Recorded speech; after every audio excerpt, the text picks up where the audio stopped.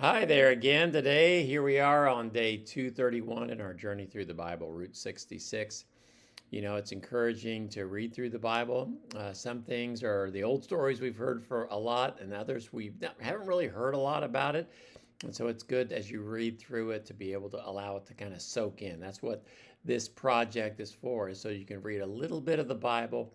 I know some days it seems like it's a lot, but when you consider you're only reading about 2 or 3, 4 chapters, and letting it soak in, and the next day you read some more, it's a good thing. So I encourage you to keep going, keep doing what you ought to. Today we're going to be reading 4 chapters, Jeremiah chapter 27 through 30. Jeremiah is prophesying to the nation, God's people, that Babylon is coming. In fact, in chapter 27, he actually wears a wooden yoke as an object lesson to the people and to the surrounding nations, that they are all going to have to submit to Babylon or face destruction. You fight against Babylon, you're going to be destroyed. You submit to them, and you're going to live. In chapter 28, Hananiah is a false prophet, and he takes that yoke, and because it's made out of wood, he breaks it and promises deliverance within 2 years. And Jeremiah warns that these are lies. No, we will not be delivered. We will go to Babylon. And this false prophet Hananiah dies within a year. In chapter 30, or actually chapter 29 rather, Jeremiah writes to the exiles that are in Babylon. They've already gone. Some of them have already left. He tells them, build homes, plant gardens, seek peace. Basically, you're going to be there for 70 years. And so just live, enjoy it. Get used to this environment. Trust God's plan. He's got a future for us, but just take this journey as it goes. And then in chapter 30, God does promise to restore his people. After they've suffered and they've healed from their wounds, he will raise up a righteous leader that will bring them that back. This is actually talking about some of those leaders that God raised up to take them back to Jerusalem, but it's also a future restoration of Jesus Christ.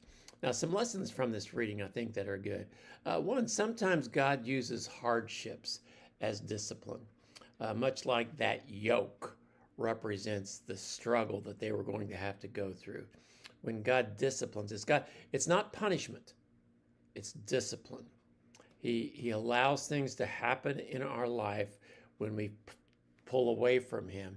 And when we resist his discipline, it only makes it worse. And so the best thing for us to do is always to submit to God, whether it's in service or even in discipline. Another lesson is false prophets may sound attractive. This Hananiah, he was telling them what they wanted to hear. Hey, a couple of years, we're going to be out of here. They wanted to hear that. They wanted to believe that, but it was false. Only God's word is true. It tells us good things. It tells us bad things. Be careful of people that tell you only the good things that are going to happen, because there are always going to be some bad things that happen. False promises may sound attractive, but only God's word actually gives you the truth. Another lesson, even in difficult places, we're called to be faithful and trust God. Even in Babylon, Jeremiah told him, live a good life, live a godly life, try to get along with your neighbors, do good. Even if you find yourself not in the best of circumstances, do the best you can in the circumstances you have. Trust God. He'll get you through it.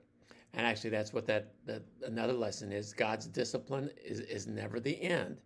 God always has a goal, and that is restoration. That is peace. There's always hope. It's not, the bad things aren't the end. That's not the end of it. That's the means to the end. With God, there's always hope in spite of what we go through. So I hope you enjoy these readings today as we kind of finish up